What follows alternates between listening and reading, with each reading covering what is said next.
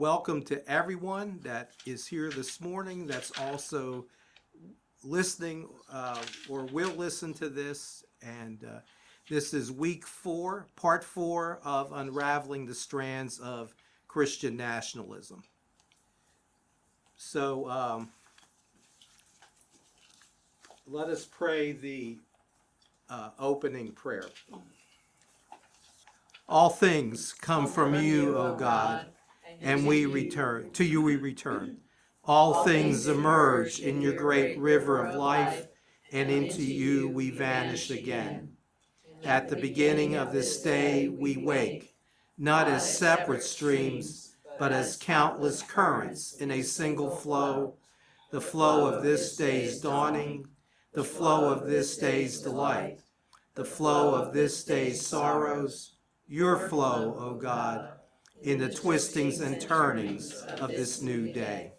Amen. So today we're continuing with the theme of what is Christian nationalism. And what I've been trying to do, if you go back to the prior 3 parts, is sort of starting off with an excerpt from the Crisis of Christian Nationalism, which is the report from the Episcopal Church's House of Bishops on Christian nationalism. And I've been using that sort of as a jumping off point. So today, the report from the House of Bishops, the excerpt I'm using, they write, there are at least 2 varieties of Christian nationalism in the United States. The first, what they're calling church statism, openly advocates theocracy, a government of, by, and for Christians, and ruled by scriptural mandates. The second variety, a colorblind Judeo-Christian nationalism, opposes theocracy, yet limits membership in the American people to those who embrace the primacy of Judeo-Christian culture. So they're classifying 2 general types.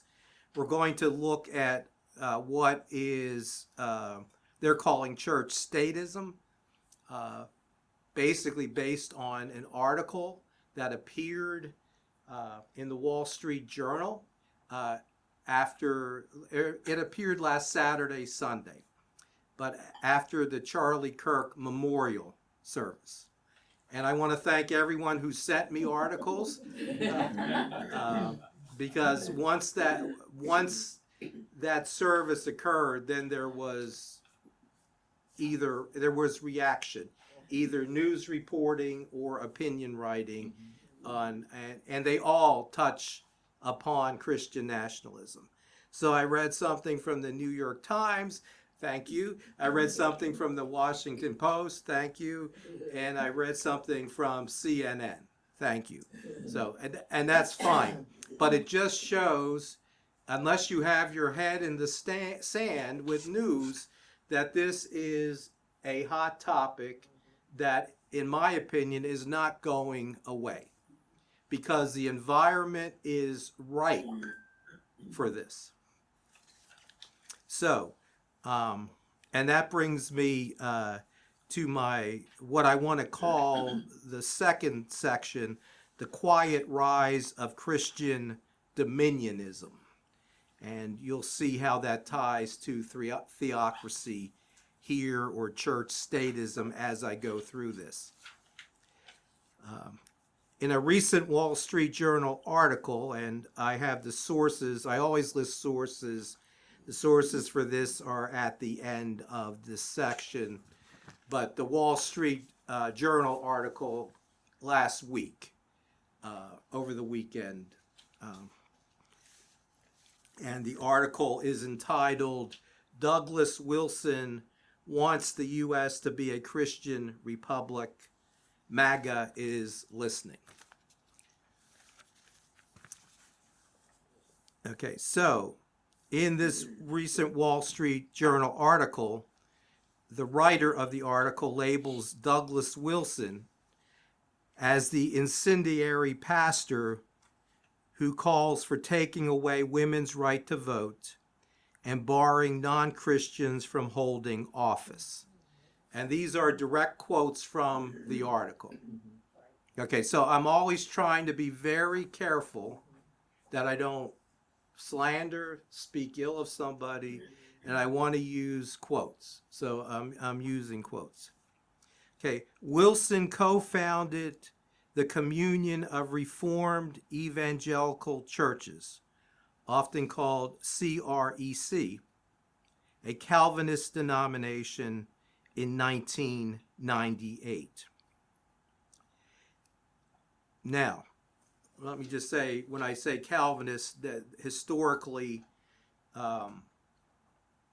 that traces its roots to John Calvin in Geneva, Switzerland, that known as the Reformer, John Calvin, and that type of theology then filters into the United States through various Presbyterian churches and also various Reformed churches. And if these churches check their history, some would at least see the historic Calvinism as the roots of these denominations in the United States. And Calvinism today especially flourishes in smaller Presbyterian or Reformed denominations. It's still grasped onto and preached about that. But does anybody know what prominent official in the U.S. cabinet, current cabinet, belongs to the Communion of Reformed Evangelical Churches? Pete Hegseth. Pete Hegseth, right. So if you listen to news reports about what he's doing and what he's saying, you can, at least I can, and I think you can, make indirect connections to this whole movement of Christian nationalism. And Pete Hegseth is outlined in this article, and but I just wanted to show you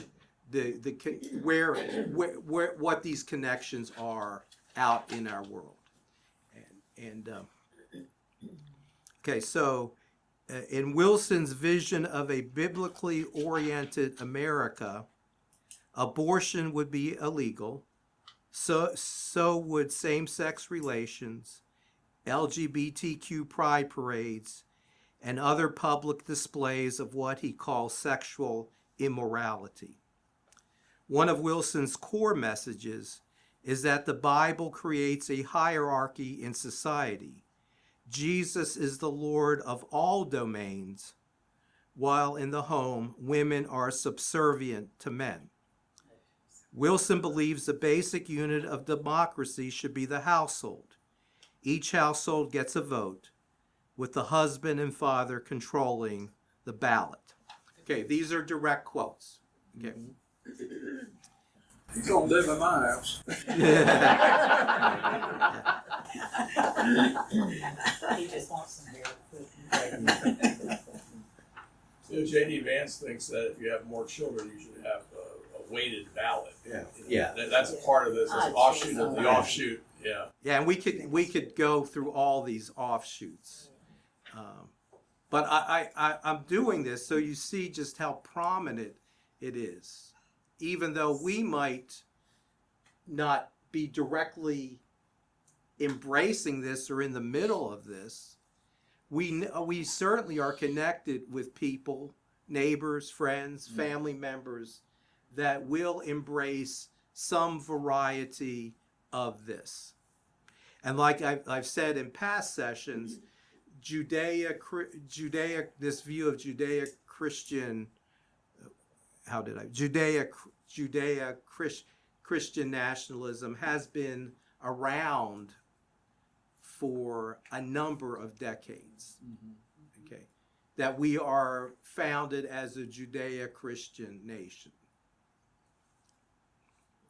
We'll talk more about that later. But this morning, what I'm asking is, or trying to just dig a little bit about, this type of thinking emerges from a worldview known as Christian dominionism. Christian dominionism is the belief that Christians should take moral, spiritual, and ecclesiastical control over society. Okay, that view has been, we'll see here, for several decades. That view has been around.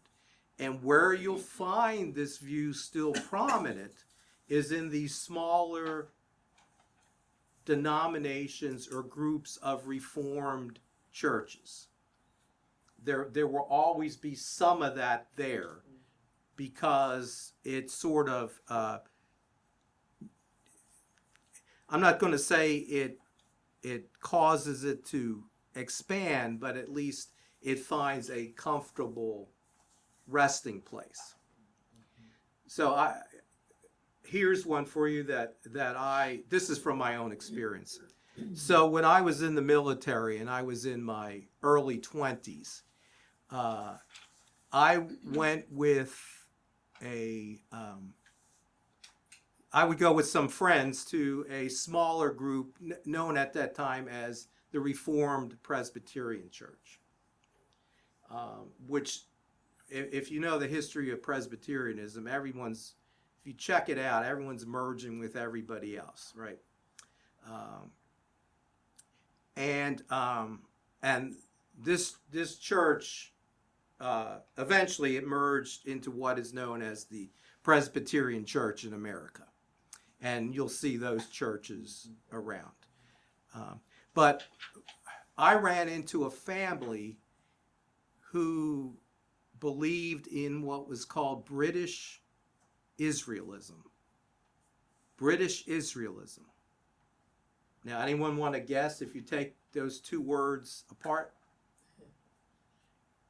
Okay, so they believed that the 10 lost tribes of Israel, remember when the northern kingdom was carried away into captivity in roughly 722 BC, or before the Common Era, that those tribes wound up in England and surrounding territories.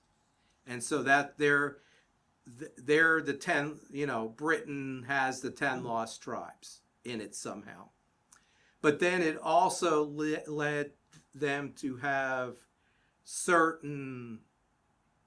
observe certain dietary laws from the Old Testament. So they found themselves a resting place within the broader church community, even though the church wasn't by no means saying that they preaching British Israelism. But so I'm saying all this to say that in these smaller churches you will find this dominionism, or what I call theonomy, the practice of God's law. So the roots of Christian dominionism are found in the mid-20th century, when a person by the name of Russus John Rushdoony developed a hermeneutic, meaning a method or theory of interpretation called Christian Reconstructionism. The central tenet of Rushdoony's teaching is that God has tasked Christians with taking dominion over society, beginning in Genesis 1, verse 28, in which God commands humans to take dominion over the earth. And that we read out of Genesis 1 today at the blessing of the animals. Okay, While many Christians have applied this verse to the context of stewardship, Rushdoony taught that this creation mandate is really a dominion mandate, commanding humans to bring every sphere of society, as well as nature itself, into subjugation under Christ. And Betty, notice this use of the word sphere. So the article you gave me, the writer was talking about Abraham Kuyper's spheres of influence. So it potentially flows out of that.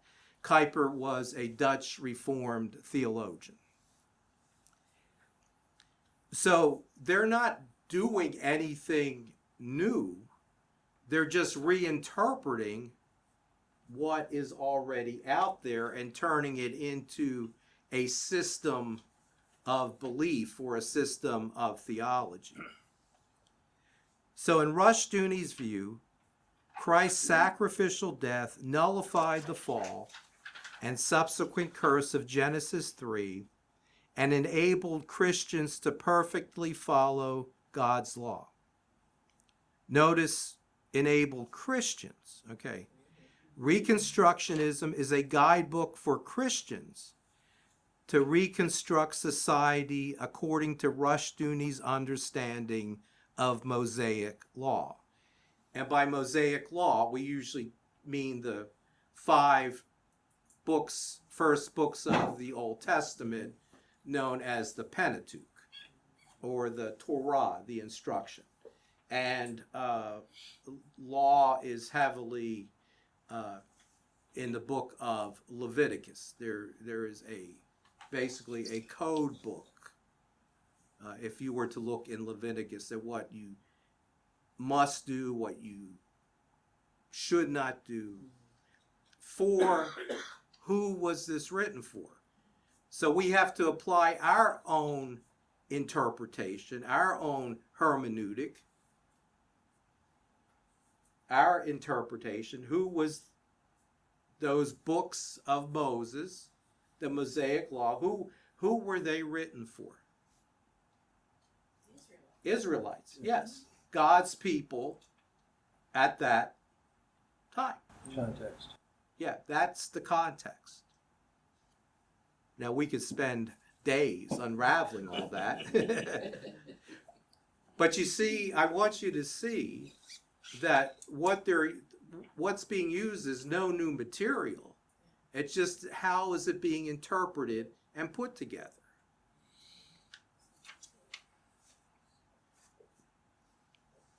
Okay, so notably, his understanding, Rushdoony's, differs dramatically from historical Jewish interpretations and includes stoning LGBTQ individuals. Now, of course, you have to remember when Rushdoony started writing this stuff, in the 50s, right? 60s. Is he still alive? No, but the teaching carries on. Okay, what would the perfectly reconstructed society look like? Rushdoony taught that it would provide man,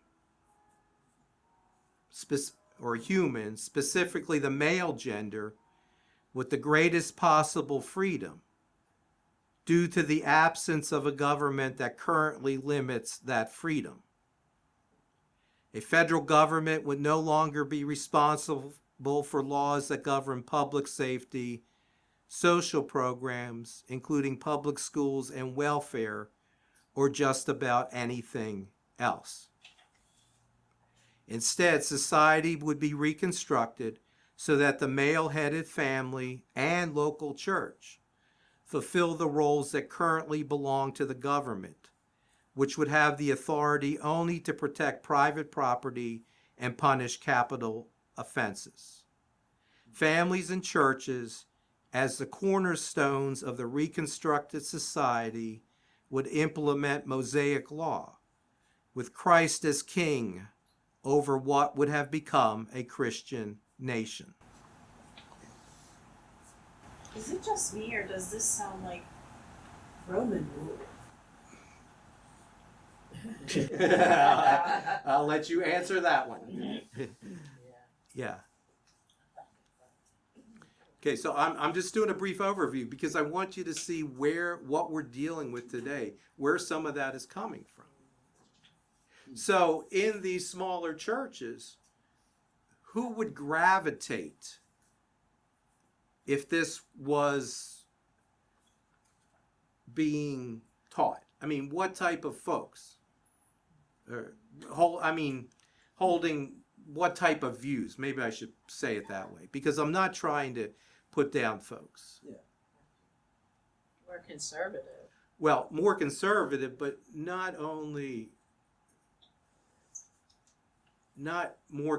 just more conservative, but those that really have a beef with the government.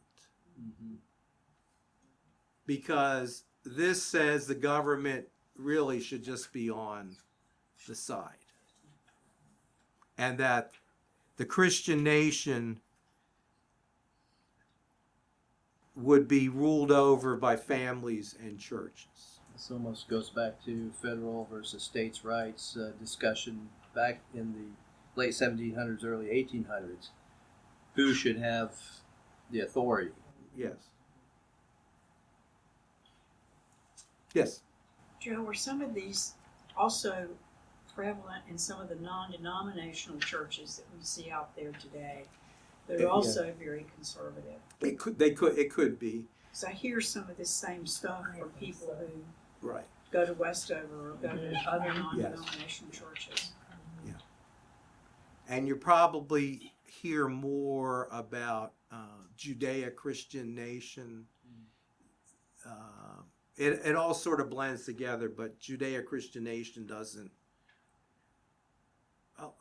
A lot of times, and I'm just generalizing, folks, I'm really not trying to put anybody down. Those,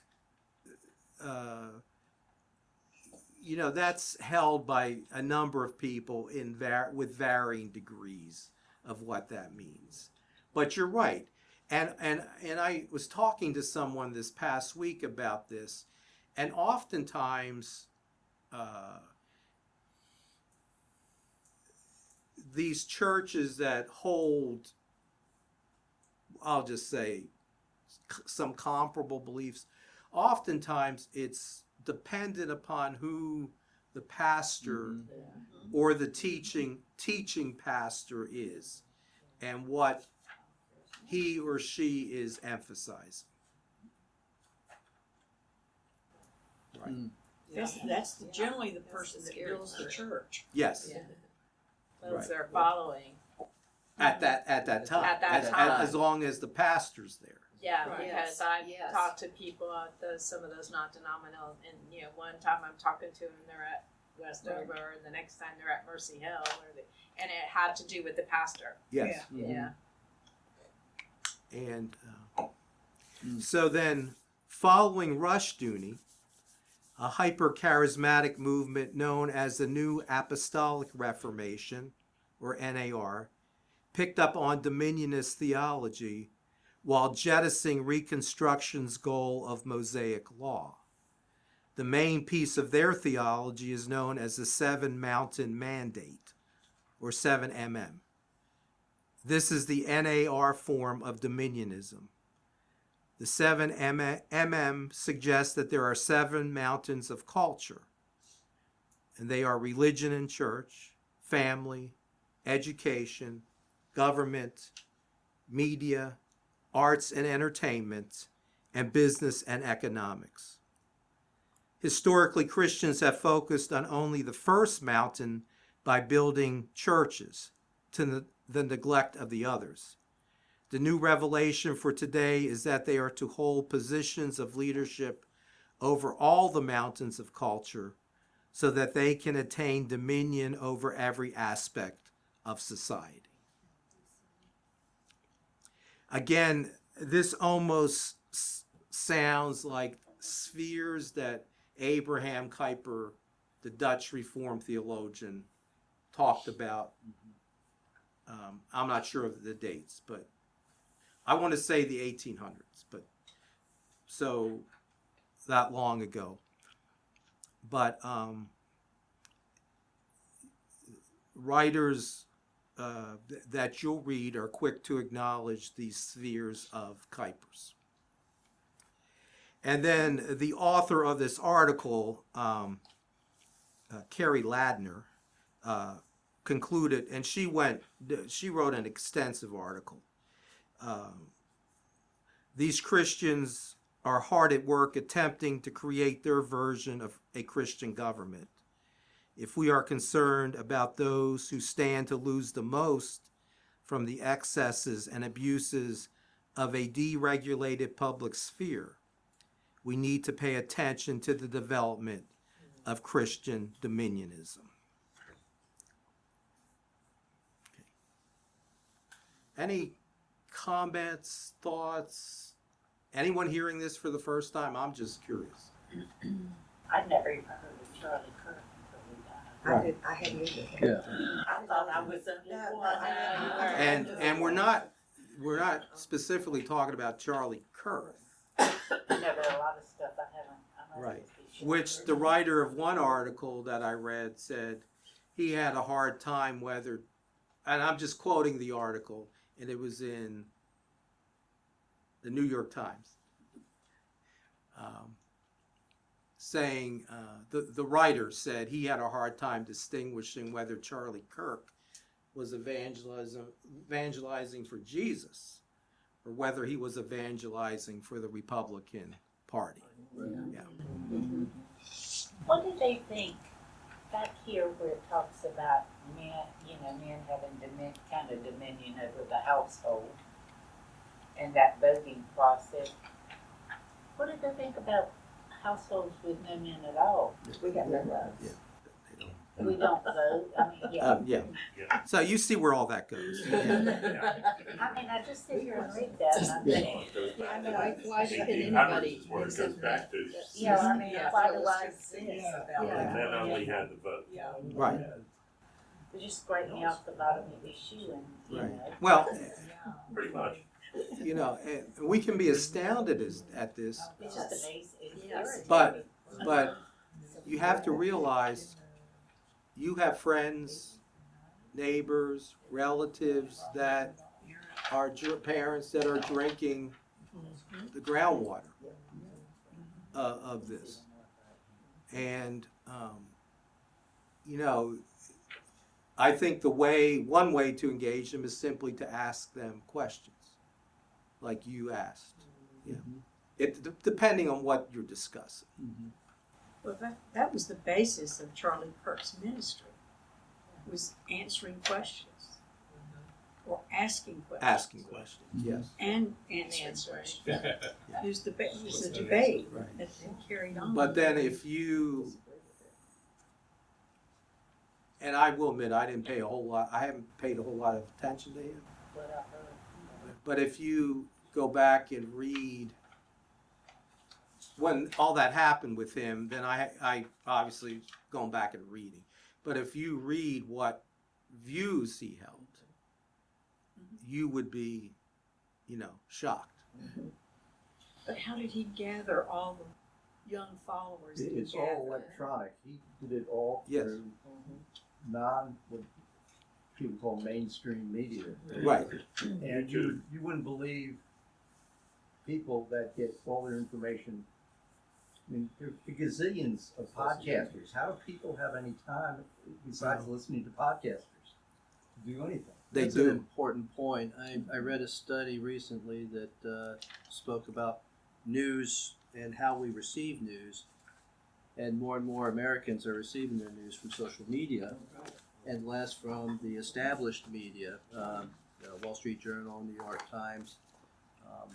And so now, newspapers or just CBS nightly news and other outlets like this. And so now, to your point, you have podcasters who can report, quote unquote, report what they believe is true, but they have no education or generally don't have education in responsible journalism. And so, again, we've got to be very careful about where we receive our news and how we digest it. To your point as well about Charlie Kirk, I think it's important for us to understand the entirety of what he has to say and not just small excerpts, which a lot of podcasters who are like-minded with us will tend to glom onto and just use this little snippet, this little snippet, and this little snippet out of context, and then we form opinions about others just by the 5-10 second snips that we do get. I have to be very careful personally not to get too narrow in what I see and what I understand. So just some food for thought there, but yeah, thank you, Joe. Yep, okay. Thank you. Yeah. For this week, for reflection, I ask, how would you define and distinguish the two varieties of Christian nationalism in the United States, church statism and Judeo-Christian nationalism? What examples do you have of each? And next week, I want to go further into Judeo-Christian nationalism, where that all arose from,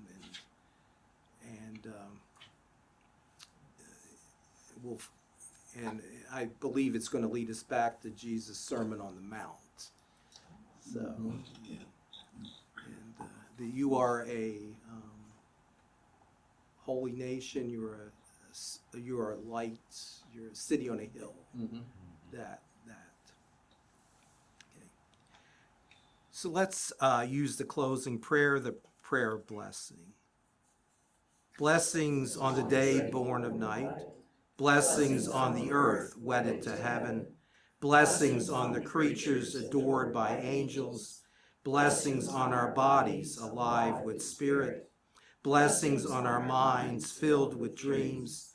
Blessings on our hearts opened by love. Blessings, blessings, blessings. May the light of God illumine the heart of my soul.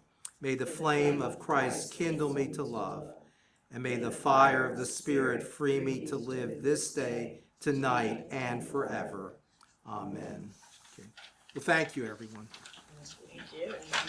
Thank you, Joe.